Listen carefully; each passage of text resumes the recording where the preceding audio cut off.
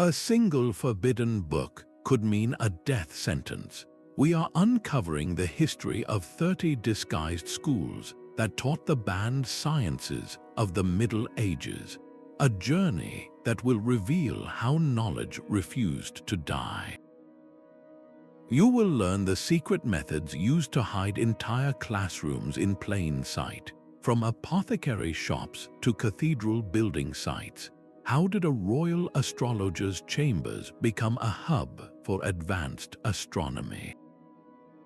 What coded messages were hidden within a traveling minstrel's song? By the end, you will understand the incredible lengths taken to protect the flame of learning. What does it truly take to keep an idea alive? Fear was the air that scholars breathed. The open pursuit of knowledge was not merely discouraged, it was criminalized. The most powerful institutions of the age, from the church to the royal courts, viewed certain fields of study as direct threats to their authority. To question the nature of the heavens, the composition of matter, or the workings of the human body was to question the very foundations of their power. This was not a simple disagreement over ideas, it was a battle for the soul of society.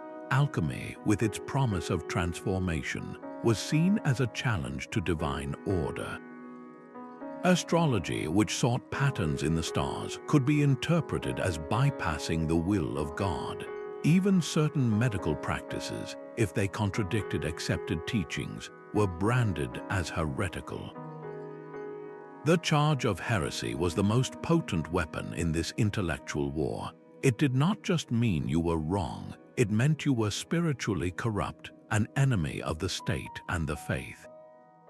The punishment was severe, often ending in imprisonment, exile, or a public execution designed to terrify anyone else with similar curiosities. This oppressive climate forced a fundamental choice upon the learned men and women of the time. They could remain silent, allowing entire branches of science to wither and die, or they could find another way. Their choice, born from this atmosphere of intense fear and control, gave rise to an incredible era of secret innovation. How do you build a university when the very books you need are forbidden? You do not build it at all, you disguise it. The most brilliant minds of the age did not build ivory towers, they opened shopfronts. Step inside a typical medieval apothecary, and you will be greeted by the earthy scent of drying herbs and the clink of glass vials. To the average citizen, this was simply a place to purchase a remedy for a cough or a salve for a wound. But behind this veil of mundane commerce, a secret school of chemistry and medicine was often in session. The apothecary's workshop was a laboratory in plain sight, where the public need for healing masked a private pursuit of forbidden sciences. Students, under the guise of apprentices learning to grind herbs and mix simples, were covertly taught the principles of alchemy and early pharmacology. Their recipe books were masterpieces of deception. What appeared to a casual inspector as a list of ingredients for a healing tonic might, to the initiated, be a coded instruction for a complex chemical process.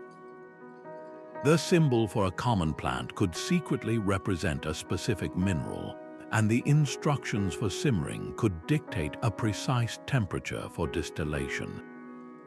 This was a place where one could openly ask how to extract the essence of a flower, while secretly learning to isolate the properties of a metal. The authorities saw a respected tradesman fulfilling a necessary public role. They never suspected that the mortar and pestle were tools not just for medicine, but for a quiet revolution in experimental science. The apothecary's trade was the perfect cover, proving that the most powerful secrets were often hidden not in deep dungeons, but in the most ordinary of rooms. But the quiet hum of the apothecary was not the only sound of secret learning.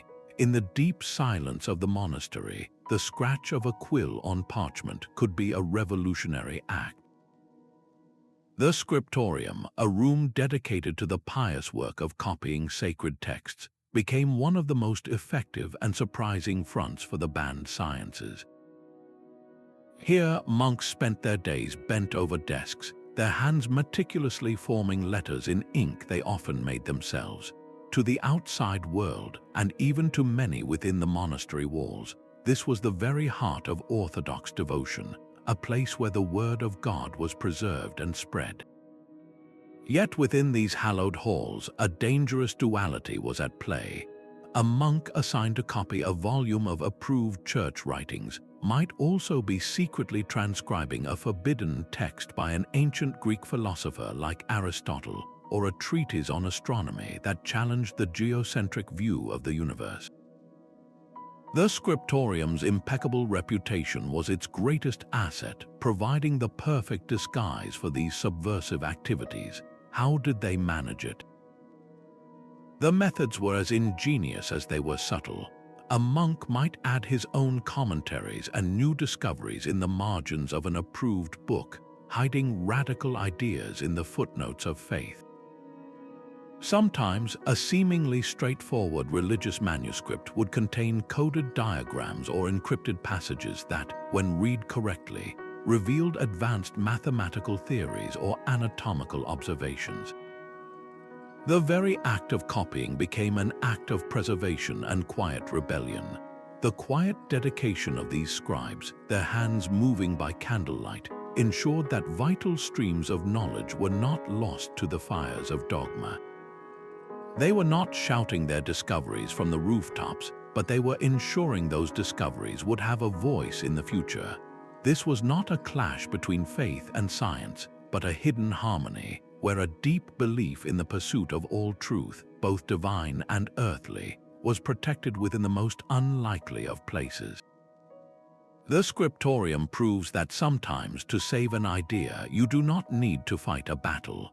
You simply need to pick up a pen. High above the bustling courtyards, in the private chambers of the royal astrologer, the stars told two very different stories.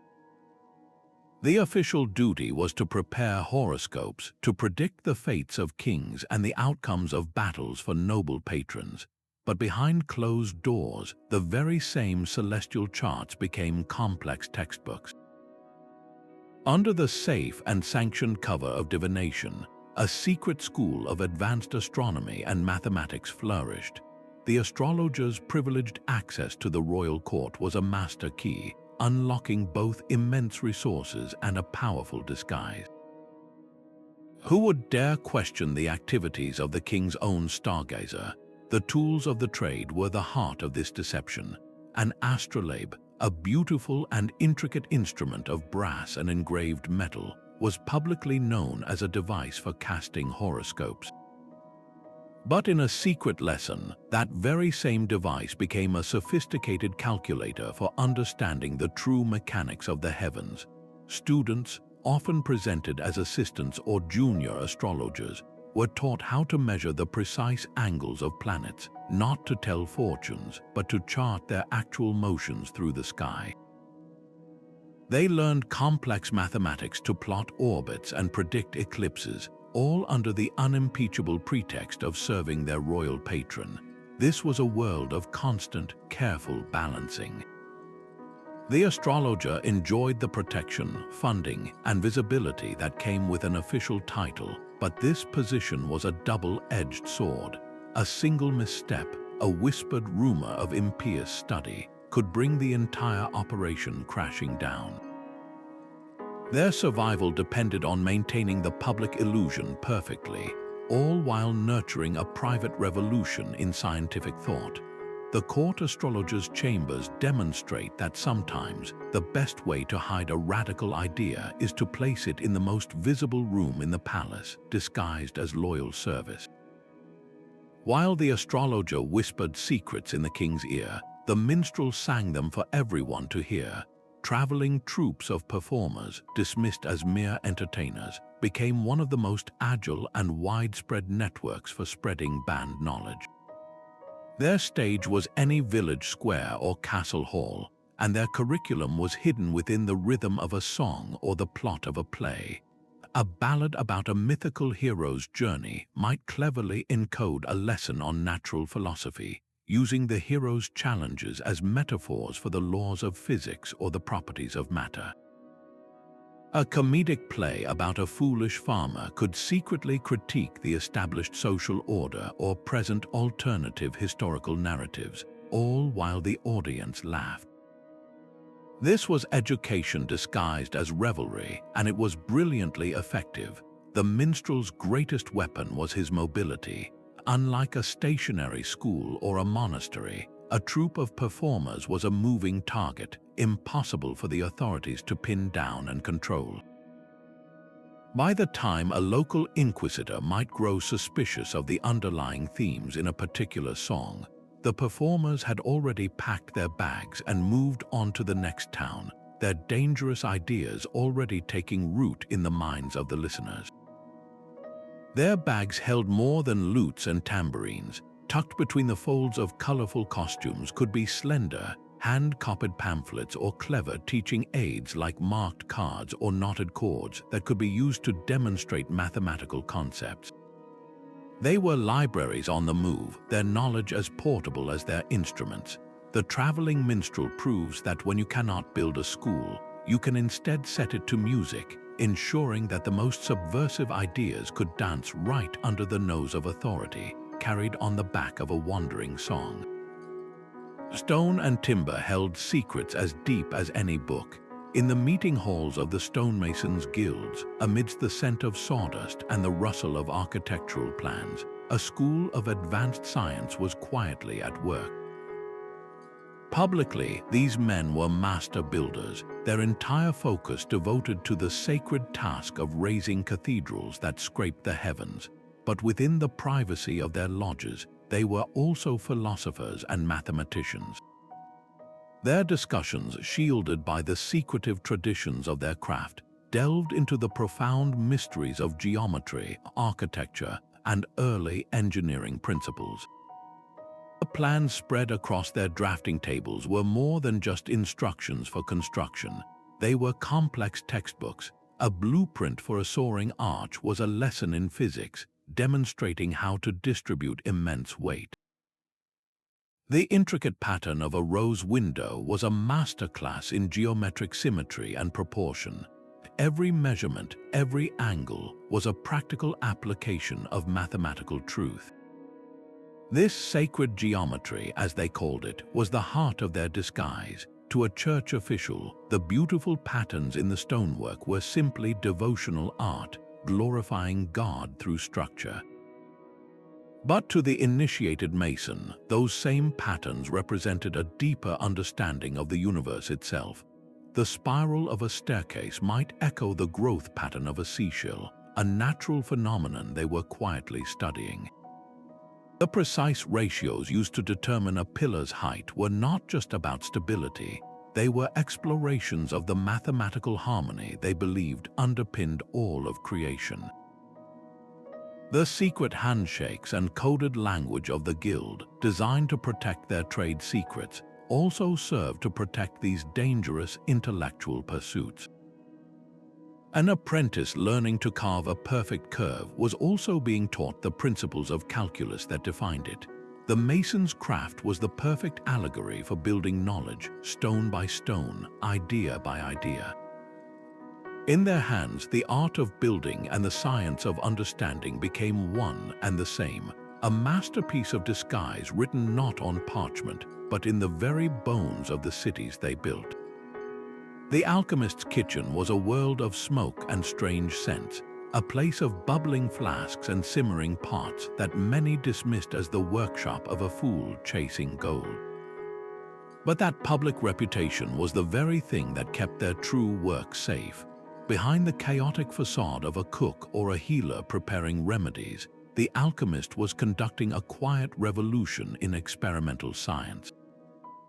Their search for the legendary philosopher's stone, a substance said to turn base metals into gold, was a brilliant public ruse. While authorities scoffed at the dream of limitless wealth, they missed the profound investigation happening right under their noses. The real quest was not for gold, but for a deeper understanding of matter itself. How does one substance change into another? What are the fundamental principles of transformation? These were the dangerous questions being explored. Students, often presented as kitchen apprentices or assistants, were not just learning to follow recipes.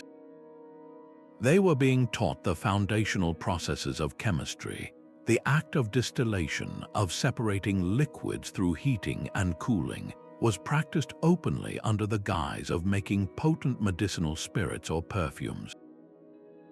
The mysterious process of sublimation, where a solid turns directly into a vapor and back again, could be explained away as a method for purifying salts or creating unusual pigments. Every piece of equipment had a dual purpose. A simple cooking pot could become a crucible for melting metals. A glass alembic used for distilling alcohol could just as easily be used to isolate the components of a mineral. The smoky, cluttered environment was not just a result of their work, it was a strategic defense. The overwhelming sensory chaos deterred the curious and the suspicious alike, allowing for intense, hands-on lessons to proceed uninterrupted. This was a school where theory was tested by fire and observation. The alchemist's entire endeavor was a powerful metaphor for the transformation they sought in the world of knowledge. They were taking the base metal of forbidden ideas and, through patient, secret experimentation, trying to transmute it into the gold of understood truth. In these hidden kitchen laboratories, the future science of chemistry was not being written in books, but forged in the flames of a carefully disguised fire. Even the great universities, those supposed bastions of learning, had their own secret classrooms. The official curriculum was rigid, policed by the same authorities who banned certain books in the wider world.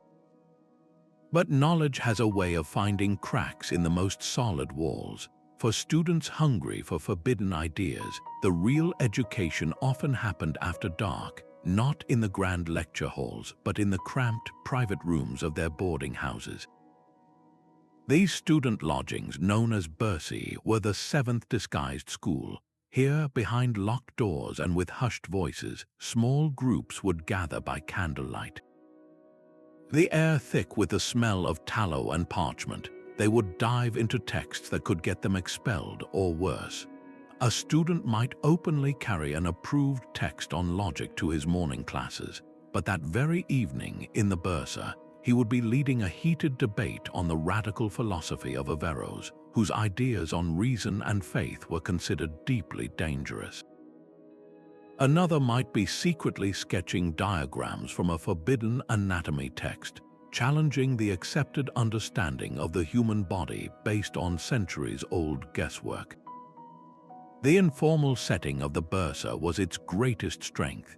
Free from the watchful eyes of university masters and church censors, the conversation could flow without fear. Arguments were more passionate, questions more daring, and the exchange of ideas was a true dialogue, not a one-way lecture. This was where the most revolutionary thoughts of the era first took root, nurtured not by official sanction, but by the raw intellectual curiosity of youth. The Burse was a school within a school, a hidden, rebellious layer of academia operating in the very heart of the institution, meant to control it. This proves that the fight for knowledge was not just waged in remote apothecaries or wandering minstrel troops. It was also fought by students in their own bedrooms, a quiet insurrection that began with a whispered question among friends. A walled garden was a world unto itself, a sanctuary of scent and color where the line between medicine and forbidden science blurred into invisibility. To the outside world, the herbalist was a simple healer, a wise woman or a monk whose duty was to tend the plants needed for poultices and tonics. But within those sun-drenched walls, a comprehensive education in botany and biology was unfolding. Students learned by doing, their hands plunged into the soil, their lessons written not on parchment but in the very leaves and roots they cultivated. The identification of a simple mint for a stomach ailment was also a masterclass in plant classification. The harvesting of foxglove, a powerful heart medicine that was also a deadly poison, became a profound lesson in dosage and toxicology. This was the heart of the disguise. The garden's overwhelming natural diversity was its greatest defense. A church official walking its paths would see only a chaotic but pious collection of God's creations, a testament to divine abundance. He would never suspect that this very chaos was the central teaching tool, a living demonstration of the incredible complexity and interrelation of all living things. The herbalist's knowledge was deeply empirical, built on generations of careful observation and testing, a method that stood in quiet opposition to the rigid, doctrine-based learning of the time. Why does this plant thrive in shade while that one demands full sun? How does the extract of one root calm a fever while the berry of a nearby bush induces visions? These were the dangerous questions asked and answered among the flower beds. The garden itself was the perfect metaphor for their entire pursuit, a place where life, death, and transformation were on constant, beautiful display. It proved that the most advanced laboratory could be hidden under an open sky, and that the pursuit of natural truth could be disguised as the simple, sacred act of tending a garden.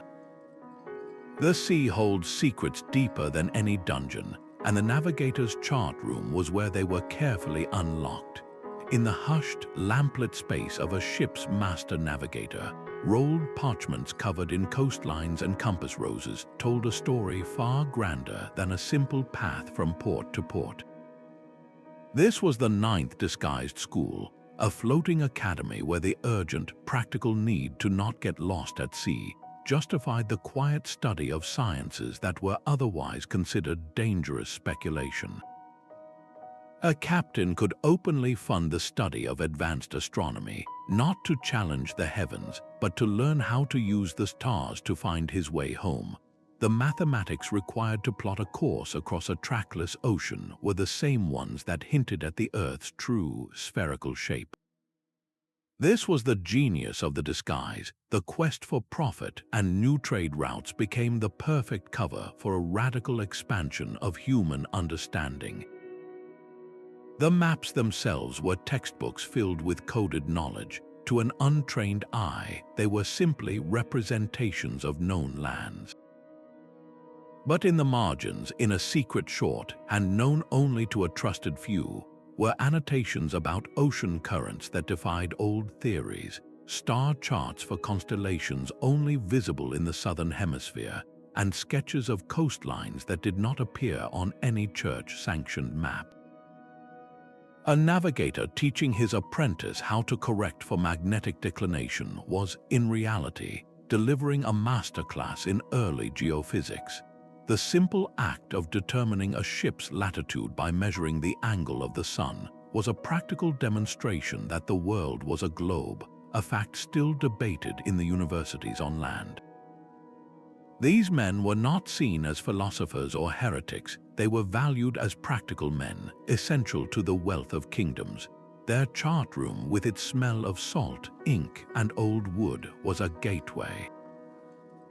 Every line drawn on those vellum sheets was a challenge to the old, limited world, a quiet declaration that the earth was far larger, far stranger, and far more knowable than anyone in power wanted to admit. The navigator's quest was not just for spice islands, but for truth itself, and his school moved with the tides, carrying the future on every wave. Gold leaf and lapis lazuli blue were the tools of a quiet revolution. In the Illuminator's studio, surrounded by pots of precious pigment and the soft glow of a north-facing window, the creation of a beautiful manuscript was a masterclass in disguise. To the patron commissioning the work, this was a devotional object, a glorious illustration of a saint's life or a biblical scene. but for the artists and their apprentices, the studio was a 10th secret school, a place where the banned sciences of optics, anatomy, and geometry were not just studied but practiced with every brushstroke. The sacred subject matter was their shield, allowing for intense technical experimentation that would have been suspect anywhere else. An apprentice learning to paint a saint with a perfectly proportioned body was, in fact, receiving a clandestine lesson in human anatomy. The master illuminator would correct the line of a leg or the curve of a shoulder, not just for artistic beauty, but based on a hidden understanding of muscle and bone structure, knowledge often gleaned from forbidden texts. The brilliant colors themselves were a lesson in chemistry. The process of grinding lapis lazuli into ultramarine blue or mixing other pigments involved precise chemical knowledge, a practical science disguised as a trade secret. But the most profound deception lay in the application of perspective. An illuminator painting a receding hallway in a biblical palace was secretly teaching the mathematical principles of vanishing points and spatial depth. These were radical concepts challenging the flat, symbolic style that had dominated for centuries. The intricate botanical borders framing the text were not merely decorative.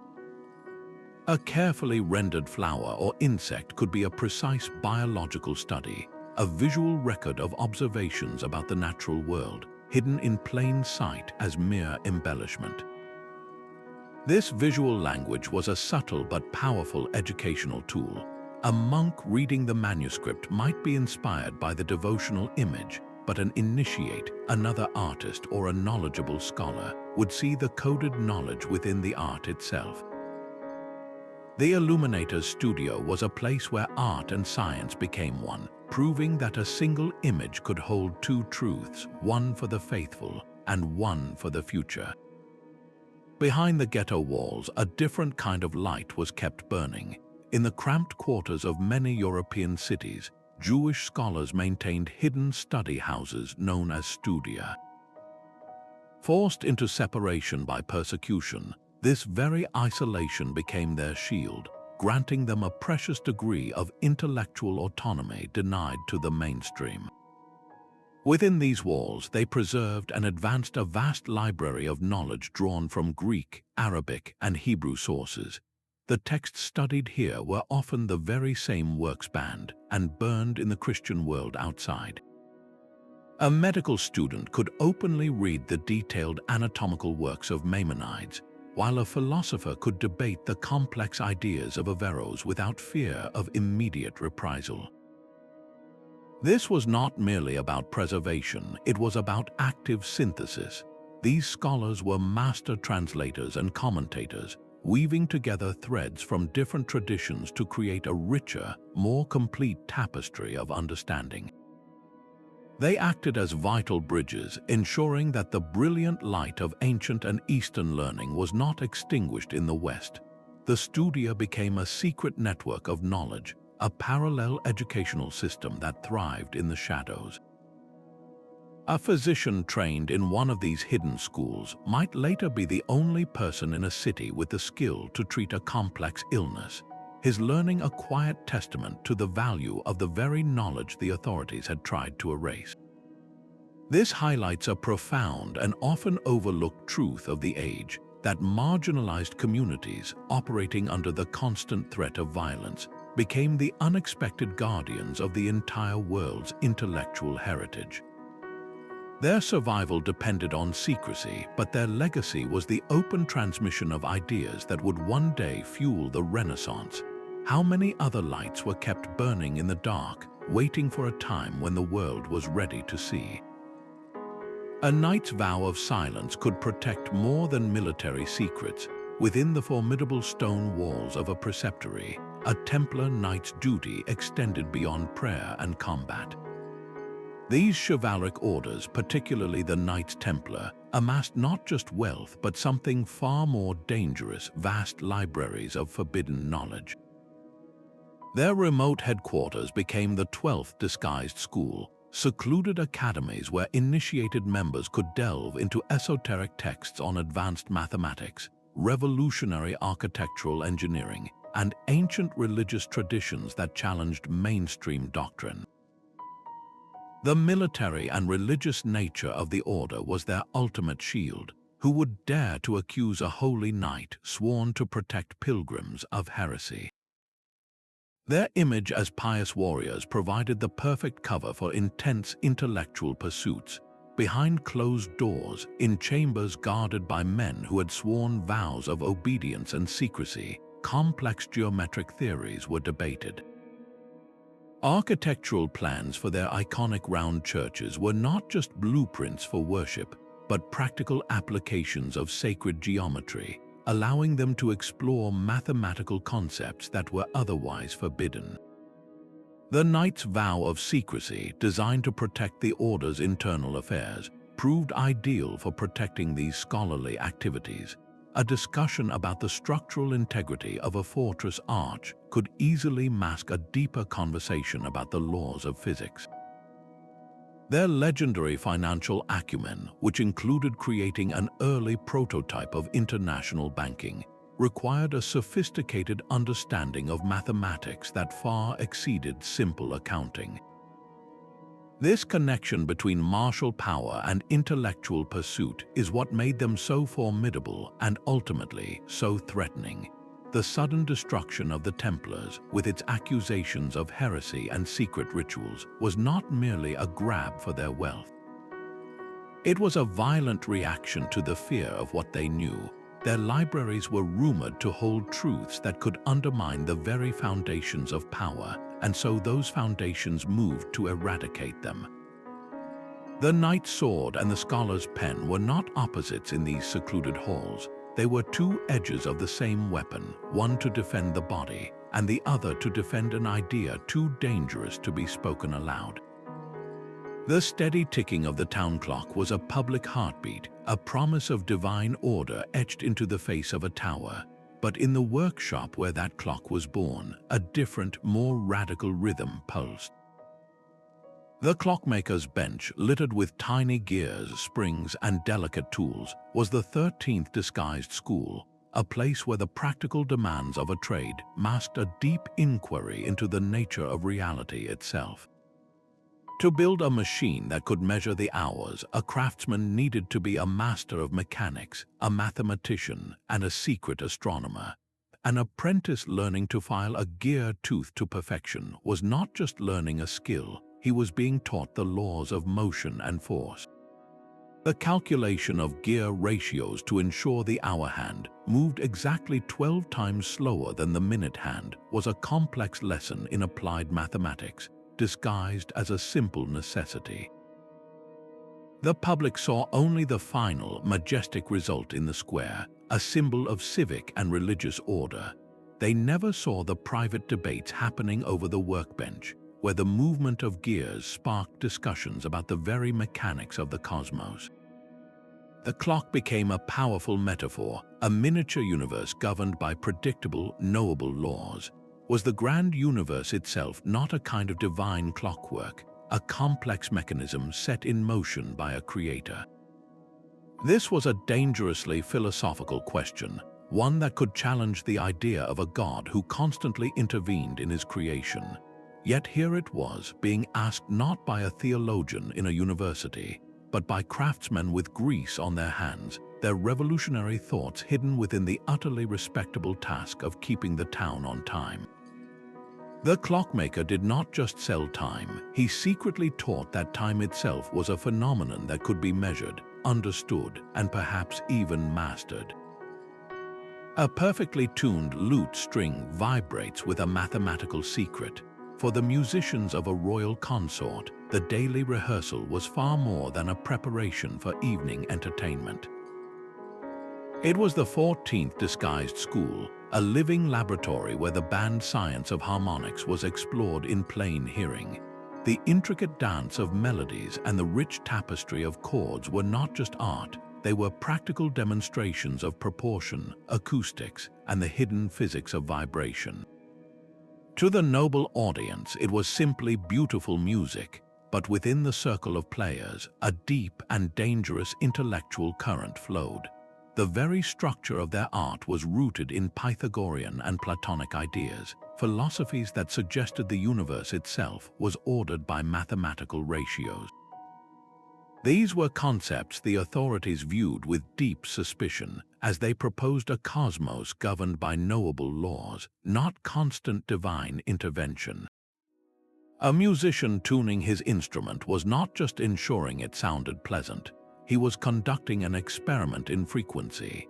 The perfect fifth, a chord that feels solid and complete to the ear, is produced by a specific and simple mathematical ratio between the lengths of two strings. The same is true for the sweet resonance of a major third. The musicians knew these ratios by feel and by sound, long before they could speak of them openly as science. Their rehearsals were intense discussions of this sonic geometry. Why does this combination of notes create tension while that one brings resolution? How does the physical construction of a flute, the placement of its holes, alter the waves of sound it produces? These were not abstract questions. They were the essential tools of their trade, explored under the safe and splendid cover of artistic pursuit. The consort, with its viols, lutes, and recorders, was a sanctuary for this forbidden knowledge. In the harmonious interplay of their music, they were quietly proving that the same mathematical beauty that ordered the heavens could be found in the vibration of a single string, a truth too dangerous to state aloud but safe to play for a king. The harmonious chords of the royal consort gave voice to mathematical truths, but in the quiet courtyards of the beguinages, a different kind of knowledge was being cultivated entirely by women. These were unique communities, not convents, where laywomen lived together in pious simplicity, dedicating themselves to prayer, charitable work, and manual labor. To the outside world, they were humble women spinning wool, tending the sick, and teaching poor children, their lives a model of quiet devotion. But within the safety of their walled communities, they were secretly building an intellectual oasis. Here, a woman could be a scholar, a mystic, and a scientist, all under the protective veil of her charitable duties. Their study of herbal medicine was not just for making simple remedies. It was a deep, empirical investigation into the properties of plants, a practical biology conducted in their infirmaries and gardens. A beguine treating a patient with a fever might secretly be recording her observations on the efficacy of different treatments, compiling her own medical text based on real-world experience rather than accepted dogma. Their theological discussions, held in their common rooms after a day of work, were just as revolutionary. Without the rigid oversight of male clerics, they explored mystical ideas about a direct personal connection to the divine, ideas that often challenged the institutional authority of the Church. Their very existence was a quiet act of defiance. How did they manage it? Their charitable work was the perfect, unimpeachable disguise. A gathering to produce textiles for the poor could easily double as a study session where one woman read aloud from a forbidden philosophical text. The production of beautiful, illuminated manuscripts, a common task in many beguinages, allowed them to copy and preserve not just prayer books, but works of natural philosophy and medicine, embedding dangerous knowledge within the pages of piety. The beguinages proved that the flame of forbidden science was not carried only by monks in scriptoria or alchemists in smoky kitchens. It was also tended by women whose names history often forgot, women who used the expectations of their gender as the ultimate camouflage. Their communities stand as a powerful challenge to the old story that medieval science was a male-only pursuit, revealing a hidden world where the female intellect flourished quietly, but brilliantly, in the spaces society allowed it to occupy. The soft rustle of parchment in a merchant's counting house was the sound of a new world being calculated into existence. Here, amidst ledgers and leather purses, the 16th secret school thrived. This was not a place for abstract philosophy, but for the brutally practical application of numbers. A merchant's survival and his fortune depended on a mastery of arithmetic, geometry, and geography that would have been suspicious in any other context. The relentless pursuit of profit became the perfect, unquestionable justification for studying the very mathematics that authorities often viewed with distrust. An apprentice learning to tally goods on an abacus was not just counting. He was being covertly schooled in base 10 arithmetic and complex calculation. The act of calculating the cubic volume of a shipment of silk in a hold was a hands-on lesson in solid geometry, and the need to map a new trade route from Venice to Alexandria demanded a working knowledge of geography that challenged old, church-approved maps of the world. This economic drive fueled an intellectual revolution. Merchant guilds, hungry for any advantage, became unexpected patrons of science. They quietly sponsored the translation of Arabic mathematical texts and Greek scientific works, not for lofty intellectual reasons, but because understanding astronomy could help them navigate, and mastering geometry could help them design more efficient warehouses. The merchant's quest for a commercial edge directly funded the preservation of the ancient knowledge that the wider culture had tried to suppress. His counting house was an engine of practical innovation, where the abacus was as powerful a tool as the astrolabe. In this world, a balanced ledger was more than just accounts settled. It was proof that the universe itself could be measured, understood, and yes, even profited from. The merchant did not set out to save science, but in his unwavering focus on the bottom line, he built a fortress for it, with walls made of gold and a curriculum written in ink. Stone by stone, a cathedral rose as a living textbook. The sprawling, chaotic construction site, with its cacophony of chisels and the shouts of laborers, was the 17th disguised school, an open-air university of engineering that operated for generations in full view of the entire city. Here, the master builder was the professor, and his curriculum was written in the very ribs of the rising vaults and the curve of the flying buttresses. An apprentice learning to mix mortar was not just making glue for stones. He was receiving a hands-on lesson in material science, discovering the precise ratios of lime, sand, and water that would create a bond strong enough to last for centuries. The religious purpose of the entire endeavor was a sacred shield. Who would question the methods used to glorify God? This holy mission sanctified every experiment, every calculation, and every daring architectural leap. The speculative, even dangerous, aspects of this knowledge were hidden within the overwhelming, pious practicality of the work. When a master builder directed his team to erect a scaffold for a new arch, he was secretly teaching a master class in physics. He would explain how the wooden framework, known as centering, had to be designed to support the immense weight of the stones until the keystone was locked into place, transferring the forces down through the pillars and into the ground. The soaring height of the nave was not just an act of faith, it was a calculated defiance of gravity, a practical demonstration of principles that would not be formally defined for hundreds of years. The cathedral itself was the ultimate lesson plan. Every pointed arch was a study in redirecting weight outward. Every flying buttress was a visible answer to the problem of lateral thrust, a stone lesson in counterforce. The intricate patterns of the ribbed vaults, so beautiful to the faithful eye, were complex geometric puzzles made solid, proving that mathematical truth could be both divine and physically manifest. This public works project, funded by the community and blessed by the church, was the grandest disguise of all. It taught advanced science to hundreds of apprentices over decades, all under the unimpeachable pretext of building a house for God. The true curriculum was not hidden in a locked room, but elevated for all to see. a testament to the idea that the most profound secrets could be learned not by reading a forbidden book, but by raising a wall to the sky. A new language of science was quietly rewriting the old world from within. Far from the public universities, in the shadowed scriptoriums of Sicily and the libraries of Muslim Spain, the 18th disguised school was not a single place but a powerful, hidden current of translation.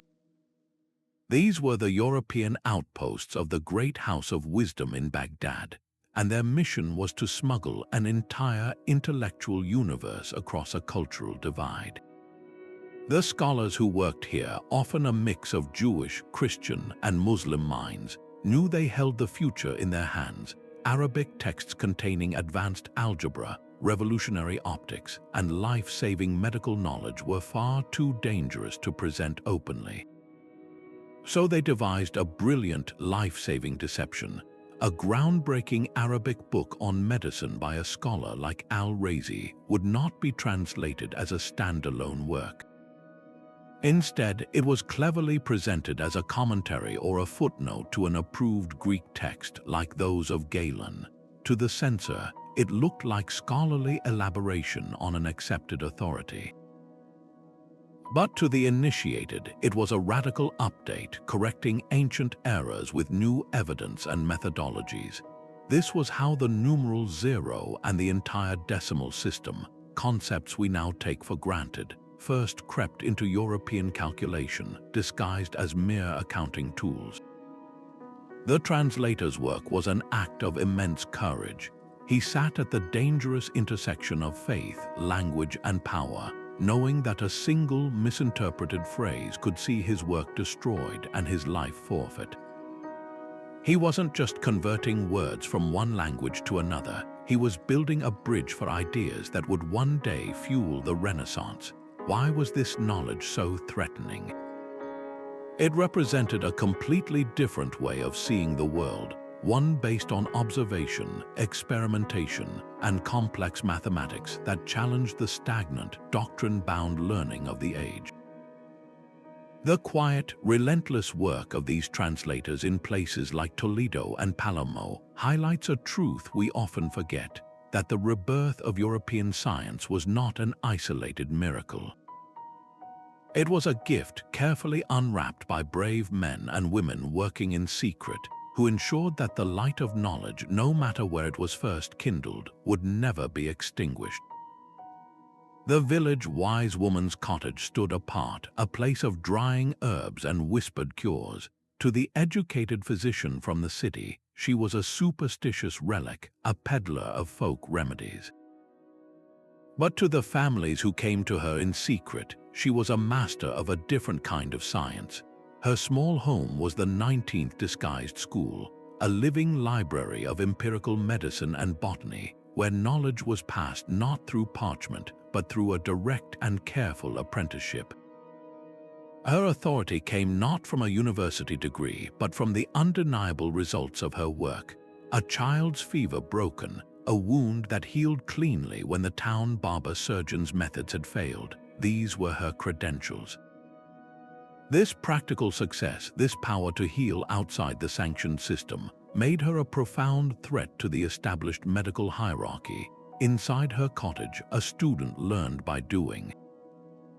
She would hand an apprentice a specific root, teaching them not just its name, but the exact time of year to harvest it, the part of the woods where it grew strongest, and how to prepare it as a tincture or a poultice. Diagnosis was a lesson in acute observation, reading the subtle signs in a patient's complexion, the sound of their cough or the state of their tongue, skills developed over a lifetime of watching and testing. This entire tradition was oral, a fragile chain of wisdom passed from one generation of women to the next. It was a knowledge system built on thousands of small, witnessed experiments, a stark contrast to the rigid, text-based doctrines of the time. If her cottage burned, her books burned with her, for they existed only in her memory and in the hands of her students. This vulnerability was the price of her freedom. a system that thrived in the shadows, ensuring that the practical science of healing, no matter how banned, would never be completely erased from the world. A forbidden manuscript promised its readers a direct path to divine knowledge, a shortcut to wisdom that bypassed years of study. This was the Ars Notoria, a magical art so dangerous its very practice could lead to accusations of demonic pact. Its followers met in absolute secrecy, their gatherings a 20th school hidden behind a veil of mystical ritual. To an outsider, these meetings would have looked like occult ceremonies, full of intricate symbols and whispered incantations. But the true magic being practiced was not supernatural. It was a profound and early exploration of the human mind itself. The complex diagrams and elaborate visualizations described in the Ars Notoria were not spells to summon angels. They were sophisticated mnemonic devices, tools for structuring and storing vast amounts of information. A practitioner would spend hours constructing a detailed mental palace, a sprawling imaginary architecture where every room, corridor, and piece of furniture held a specific piece of knowledge. Placing a philosophical concept on a specific mental shelf or associating a medical fact with a particular statue was a way of coding information for perfect recall. The stated goal of achieving divine illumination was the perfect disguise, a pious-sounding objective that masked a radical empirical investigation. What are the limits of human memory? How can we train the mind to learn more efficiently? These were the real, dangerous questions being asked. The mystical language of the art was a code, a way to discuss the principles of cognition and learning theory without using terms that would alert the authorities. A discussion about focusing the soul's attention was, in reality, a lesson in concentration. An instruction to visualize a complex symbol was a technique for enhancing visual memory. Their secret meetings were not just about memorizing facts, they were laboratories for testing the architecture of thought itself. The Ars Notoria proves that the quest to understand the outer universe was matched by a quieter, even more dangerous quest to map the inner one. The most forbidden science of all was not alchemy or astronomy, but the study of the very instrument used to perceive them, the human mind. Molten gold shimmered with a deceptive beauty, hiding its true nature as a laboratory in liquid form. The goldsmith's forge, a place of roaring heat and meticulous craft, was the 21st disguised school. To the noble patron commissioning a chalice or a crown, this was a workshop of luxury and devotion. But within its walls, the hammer's ring and the furnace's roar were the sounds of an advanced education in metallurgy and chemistry. The immense value of the materials themselves provided the ultimate justification for secrecy. A goldsmith could not afford mistakes, and so his entire craft was built upon a foundation of intense, experimental study. An apprentice learning to judge the color of heated metal was not just acquiring an artistic skill. He was being taught to recognize precise temperature thresholds, a fundamental lesson in thermodynamics. The process of creating an alloy, of mixing gold with copper or silver to alter its hardness and color, was a practical masterclass in the properties of elements and their combinations. This was alchemy made real, not as a mystical quest, but as a daily, tangible practice of transformation. The sophisticated techniques of their trade were chemical processes in disguise. Enameling, the art of fusing colored glass to metal, required a deep understanding of how different minerals reacted to extreme heat. Creating intricate filigree involved not just delicate hands, but a knowledge of the metal's ductility and tensile strength, pushing the material to its physical limits. Every beautiful object that left the forge was a testament to this hidden curriculum. The goldsmith's art was a perfect allegory for the entire era's pursuit of knowledge. He took raw, base materials and, through fire, skill, and secret understanding, transmuted them into objects of lasting value and truth. In his hands, the quest for beauty became a legitimate cover for the quiet, relentless investigation of nature's deepest properties. A traveling surgeon-barber's tent smelled of vinegar, herbs, and iron. This was no quiet library, but a public theater of the body, a place where the 20-second disguised school unfolded before a gathered crowd. The surgeon-barber, part showman and part healer, would set up his stall at a country fair, his arrival announced by the ringing of a bell. To the villagers, he offered the immediate, grisly relief of bloodletting or the swift amputation of a gangrenous limb. They saw a spectacle. What they did not see was the intense, hands-on lesson in anatomy happening right before their eyes, while university physicians debated the theories of ancient Greeks from dusty texts. This itinerant craftsman was teaching a living science of flesh and bone. His demonstrations were his curriculum. He would use animal parts, or when he could acquire them, human specimens, to point out the workings of muscles, the pathways of major blood vessels, and the structure of the skeleton. An apprentice holding a basin and towels was not merely an assistant. He was a student receiving a direct education in physiology, learning the function of an organ by seeing its place in the body, not by reading a flawed description in a book. The public nature of the work was its brilliant disguise. The crowd's morbid fascination, their gasps and murmurs, created a perfect screen. A church official passing by would see only a crude medical procedure, a necessary evil. He would never suspect that this very spectacle was a masterclass, challenging the established medical doctrines of the age with direct, observable evidence. The surgeon-barber's knowledge was earned not in a lecture hall, but on the road, with each procedure refining his understanding. He knew which veins to open for which ailments based on real results, not abstract theory. He understood the body's systems through tactile, repeated experience. His nomadic life meant that this practical, often more accurate, medical knowledge did not stay locked in a single city. It traveled with him, spreading from town to town, reaching people who would never set foot in a university. The ring of his bell was not just a call for patients, it was a call to a different kind of class, one where the human body itself was the only textbook that mattered. A fortress of dissent was hidden in the sun-baked hills of Languedoc.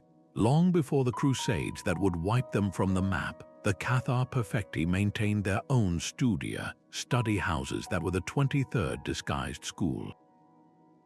These men and women, revered as spiritual leaders, were also master educators, guiding their communities in a form of learning that was a direct threat to the established order. Their core belief was a dualist theology, a stark worldview that saw the material world as a creation of an evil force, and the spiritual realm as the domain of a true, good God.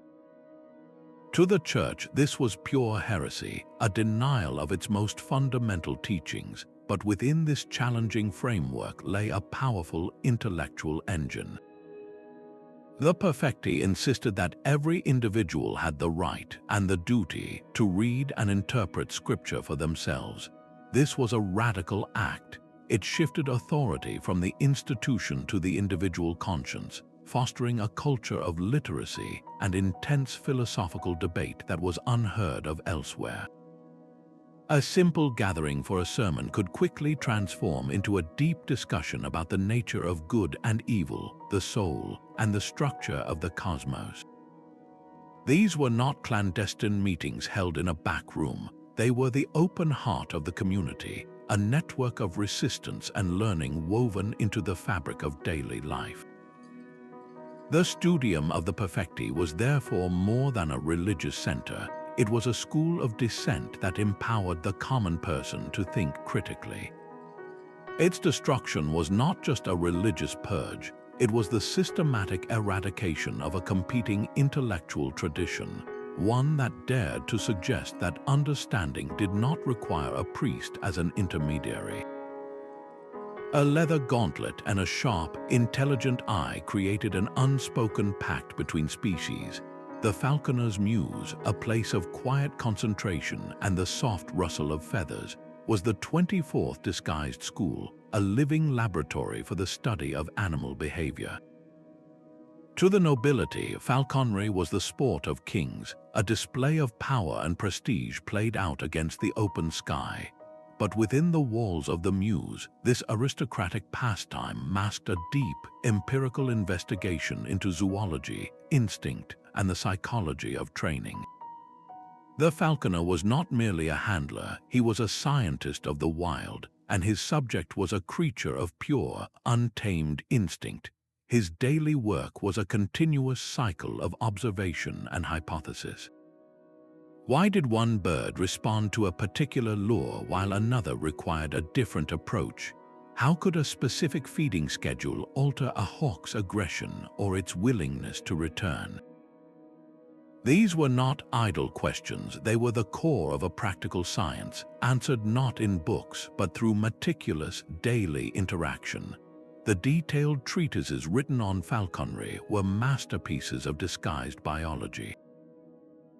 To a casual reader, they were simply instruction manuals for a noble hobby, but to the initiated, their pages were filled with profound insights. They contained precise descriptions of avian anatomy, notes on the variations between species flight patterns, and acute observations on breeding habits and territorial behaviors that rivaled any formal natural history. This knowledge was protected by the very height of its patronage. A king's personal falconer operated under the royal seal, his activities beyond reproach. Who would dare accuse a man serving the crown of engaging in forbidden study? His access to rare birds from distant lands allowed him to compare and contrast species, building a comparative understanding of biology that was otherwise impossible. The falconer's art was a delicate negotiation with a wild mind, a constant, quiet experiment in communication and conditioning. He was mapping the boundaries of instinct, learning how to speak a language without words. In training a hawk to hunt for him, he was not breaking its spirit but learning to partner with its very nature. This aristocratic sport, played out in fields and forests, proves that the pursuit of knowledge could wear the finest leather and still remain, at its heart, a quiet rebellion. Molten glass held the color of captured sky and fire. The glassblower's furnace, a roaring heart of intense heat, was the 25th disguised school, a place where the sacred art of creating stained glass for cathedrals masked a profound education in high-temperature physics and material science. To the faithful gazing up at a rose window, the vibrant blues and reds were a vision of divine light. They never saw the complex chemical engineering required to trap that very light within the glass itself. The beauty of the final product was the ultimate deception, hiding the radical experimentation happening at the furnace's mouth. A glassblower's recipe book was a masterpiece of coded science. The ingredients listed for a batch of ruby red glass might call for specific amounts of silica sand, potash, and a mysterious additive. That additive, often a carefully measured amount of gold chloride, was the kind of chemical knowledge that could have been branded as alchemy elsewhere. The process of achieving a specific color was a lesson in the interaction between minerals and extreme heat, a practical study of how metallic oxides could transform clear glass into a spectrum of brilliant hues. An apprentice learning to gather a glowing glob of glass on the end of a blowpipe was not just learning a trade skill. He was receiving a hands-on lesson in thermodynamics, feeling the precise viscosity of the material as it cooled, understanding the critical temperature window where it was malleable but not liquid. The act of blowing a bubble into the glass and then shaping it with wooden blocks was a study in gas pressure and surface tension, principles of physics explored not in a lecture but in the dance of fire and breath. Their workshop was a crucible of constant innovation. A failed batch of glass that turned cloudy or cracked upon cooling was not merely a waste of materials, it was a vital data point in their ongoing experiment with silica chemistry. Why did this particular sand from a certain riverbed produce a stronger glass? How could the rate of cooling in an annealing oven prevent internal stresses from shattering a large panel? These were the questions asked and answered in the sweltering heat of the furnace room, their findings recorded not in formal treatises, but in the perfected techniques passed from master to apprentice.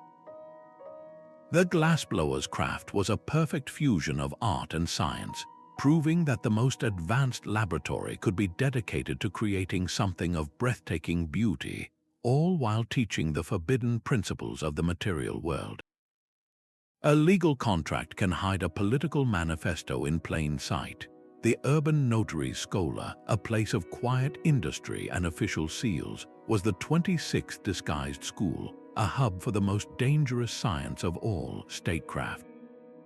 Publicly, the notary was a pillar of civic order, a man whose entire profession was built on recording the mundane truths of society, marriage contracts, property sales, and business agreements. His authority came from his role as an impartial witness, a living ledger for the city's daily life.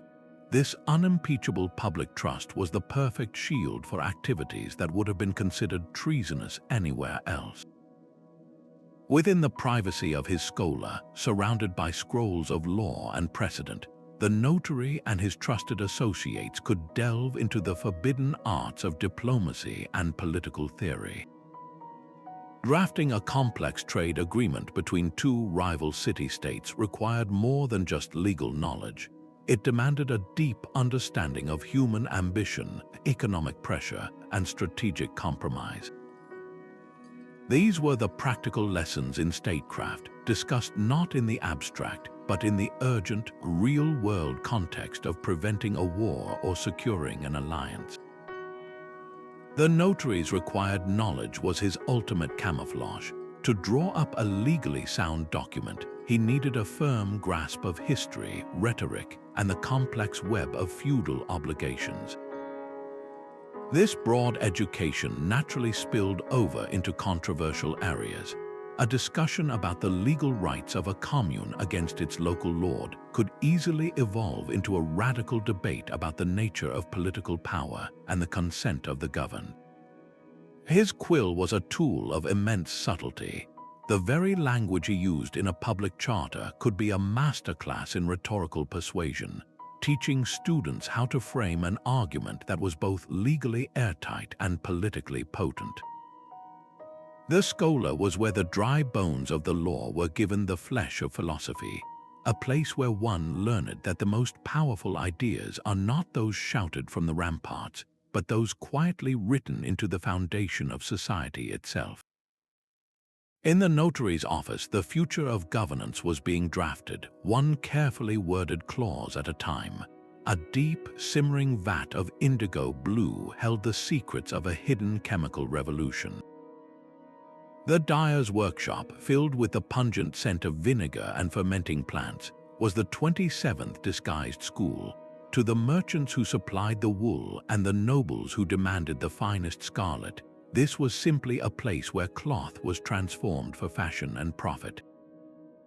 But within this steamy, colorful chaos, a profound and systematic study of chemistry was taking place. The dyer did not just follow old recipes, he was a constant experimenter, his vats a living laboratory for testing the properties of organic compounds and the delicate balance of acids and bases. His quest for a color that would not fade in the sun or wash out in the rain was a relentless scientific pursuit, driven by the most powerful of motives, commercial survival. The real magic and the real science lay in the mordant. A mordant is a chemical binding agent, a substance that fixes the dye to the fabric. The dyer knew that the same batch of madder root could produce a dull pink, a rich orange, or a deep blood red, depending entirely on which mordant he used. Alum would give one result, iron sulfate another, and tin chloride something else entirely. This was not superstition, it was sophisticated chemistry. An apprentice learning to stir a vat was not just mixing, he was being taught about pH levels. He learned that adding an acid like vinegar could shift the color one way, while an alkali like wood ash could shift it another. These men were manipulating molecular bonds long before anyone spoke of molecules, achieving through practiced, empirical science what would take centuries for theory to explain. Their recipe books were their most prized possessions, guarded more fiercely than gold. A formula for achieving a perfect Tyrian purple or a specific shade of saffron yellow was a trade secret precisely because it represented a hard-won chemical discovery. This commercial necessity, the simple desire for beautiful, lasting cloth, quietly fostered an entire covert chemical industry. The dyer's workshop proves that the engine of science is not always lofty curiosity. Sometimes it is the very human desire for a beautiful red cloak. The flickering candlelight in a hidden room illuminated texts of staggering complexity. These were the 28th disguised school, the secretive Kabbalistic study circles that met in the heart of certain Jewish communities. To an outsider, their gatherings might have seemed purely mystical, devoted to ancient prayers and esoteric symbols. But within these closed circles, Kabbalah was far more than a spiritual path. It was a rigorous school of cosmology, metaphysics, and the symbolic structure of language itself. This was a philosophical inquiry operating on the very fringes of accepted theology, a place where the most profound questions about the nature of God, creation, and reality could be asked without immediate reprisal. The complex, layered symbolism of the Kabbalistic texts was their ultimate intellectual shield. A discussion about the 10 Sephirot, the divine emanations through which the infinite enters the finite world, was not just a theological debate. It was a coded framework for exploring the fundamental architecture of the cosmos. How does energy manifest as matter? What is the relationship between the abstract and the concrete? These were dangerously scientific questions, but they could be safely explored through the language of divine attributes and celestial spheres. The study of Hebrew letters and their numerical values, known as gematria, was another brilliant disguise. Publicly, it was a method for uncovering deeper spiritual meanings in Scripture. Privately, it functioned as a sophisticated system of linguistics and mathematics, exploring the idea that the universe itself might be constructed from a kind of divine alphabet, a set of fundamental building blocks that could be understood through their relationships. This mystical path was a perfect vessel for speculative science. It allowed its students to map the unseen forces of the universe, to diagram the process of creation, and to ponder the nature of time and space, all under the protective guise of pious exegesis. The Kabbalistic study circle was a sanctuary for a unique mode of thought, one that understood the world as a web of hidden connections waiting to be decoded. In these quiet rooms, the quest for divine knowledge and the quest for cosmic understanding became one and the same, a secret science written in the language of light and symbol. A patient's feverish sweat on a monk's brow was a piece of data in a grand, silent experiment. The Monastic Infirmary, a place of hushed prayers and the scent of poultices, was the 29th disguised school. Here, the sacred duty to care for the sick and the dying became the perfect justification for a systematic, empirical study of the human body. While the outside world often viewed illness as a divine punishment or a demonic influence, the monks and nuns tending these beds were quietly building a new science of medicine based on direct observation and meticulous record-keeping. Their religious devotion fueled a relentless curiosity. Each patient was a living textbook. A monk would note the progression of a fever, the color of a wound's discharge, and the patient's response to different herbal preparations. These detailed observations, recorded in neat script in the monastery's ledgers, became an early form of medical database, a collection of case studies that allowed them to identify patterns and refine treatments over generations. The vow of silence, meant to foster inner contemplation, also served to protect the privacy of these clinical investigations, ensuring that controversial findings about the body's workings did not leak out and attract unwanted attention from church authorities. Just outside the infirmary doors, the monastic herbal garden was far more than a source of ingredients.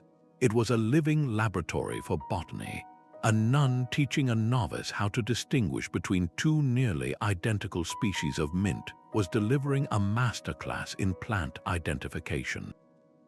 The careful cultivation of poisonous plants like henbane or monkshood, kept behind a separate fence, was not for sinister purposes, but for the study of toxicology and the precise, dangerous calculation of dosage needed to turn a poison into a potent medicine. This seamless integration of clinical practice and botanical research made the infirmary a true research institution, a forerunner to the modern teaching hospital. The entire operation was shielded by its overwhelming aura of piety. A bishop visiting the monastery would see only devout men and women fulfilling their Christian duty of mercy.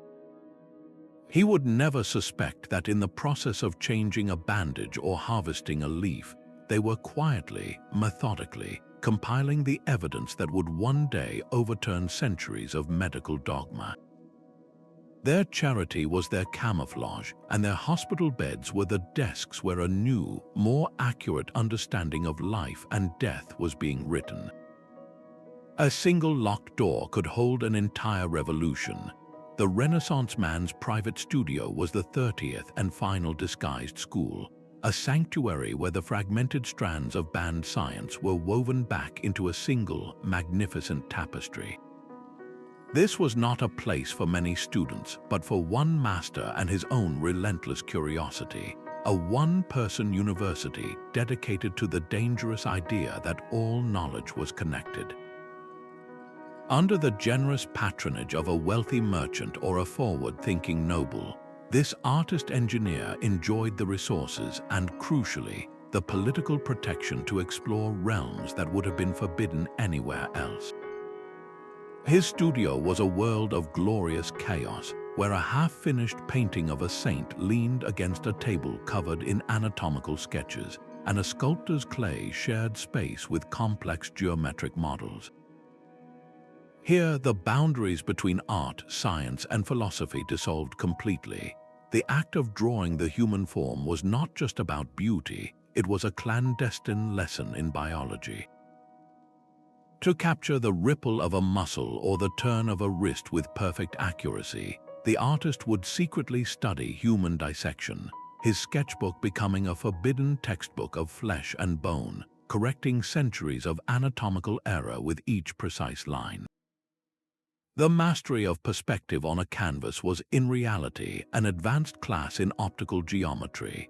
Using strings and sighting devices, the artist calculated vanishing points and horizon lines, transforming a flat surface into a window onto a three-dimensional world. This was more than an artistic technique. It was a philosophical statement that the universe itself operated according to mathematical laws that could be observed, measured, and understood. Every object in the studio was a tool for this synthesis. A simple seashell was not just a still life subject, but a natural marvel to be measured, its logarithmic spiral a puzzle that hinted at the mathematical order inherent in nature. The patron, pleased with a beautiful portrait or a grand fresco, saw only the final, glorious product. He never saw the quiet revolution happening in the studio where that art was born, the empirical observation, the mathematical calculation, and the philosophical questioning that made it possible. This individual pursuit, shielded by the respectability of art, was the seed from which an entire cultural revolution would grow. The studio was the crucible where the medieval world, with its separated disciplines and banned inquiries, finally began its transformation into something new, proving that the most powerful school of all is a single mind, given the freedom to ask one simple, dangerous question: what else is true? 30 disguised schools, from apothecaries to clockmakers, all shared a common genius for survival.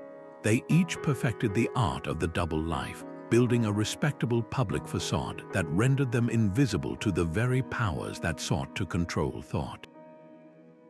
The apothecary was a healer, the astrologer a royal servant, the stonemason a pious builder. Their true work was shielded by the undeniable value of their public role, making them indispensable and therefore above suspicion. This was their first and most powerful strategy, turning necessity into a cloak of legitimacy. A second thread bound them together, the protective umbrella of practical trade or noble patronage. The merchant's counting house needed advanced mathematics for profit. The navigator's chart room required astronomy for survival at sea, and the goldsmith's forge demanded chemistry to work precious metals. In each case, the relentless drive for a practical outcome, whether profit, safe passage, or beautiful art, provided an unassailable reason to pursue the very sciences that were otherwise forbidden. Knowledge did not need to be justified as philosophy. It was simply a tool for a better die, a stronger cathedral, or a more accurate clock. The third common strategy was their scale and structure. They were not mass movements, but small, tight-knit communities bound by trust, often sealed with oaths or guild secrets. The Burse students debating after dark, the monks in the Scriptorium, the masons in their lodge, all relied on a culture of discretion and shared purpose. This small size allowed for careful vetting and created an environment where dangerous ideas could be tested safely, away from prying eyes and listening ears. What does this tell us about the nature of intellectual freedom? The suppression of knowledge did not extinguish it. Instead, it forced that knowledge to become more resilient, more creative, and more deeply woven into the fabric of daily life. The need to hide sparked an incredible era of intellectual camouflage, proving that the human drive to understand the world cannot be legislated away. It can only be forced to find another, often more ingenious, path. The true legacy of these 30 schools is not merely a list of clever hiding places. It is a profound testament to the human spirit of inquiry, a force that cannot be legislated, policed, or extinguished. These hidden classrooms prove that when knowledge is driven underground, it does not die. It adapts, it becomes more resilient, more creative, and more deeply woven into the very fabric of daily life. The courage of those secret teachers and their students, whispering over alembics and sketching in margins, laid the essential groundwork for the scientific revolution that would follow. They kept the flame burning through centuries of control, ensuring that the Renaissance had a foundation to build upon. This history is more than a curious tale from the past. It is a mirror for our own time, a powerful reminder to value and fiercely protect the free and open pursuit of understanding in all its forms. Thank you for joining this exploration of history's secret classrooms. If this journey into the shadows where knowledge survived has captivated you, please subscribe for more deep dives into the forgotten corners of our story. We would love to hear which of these disguised schools surprised you the most in the comments.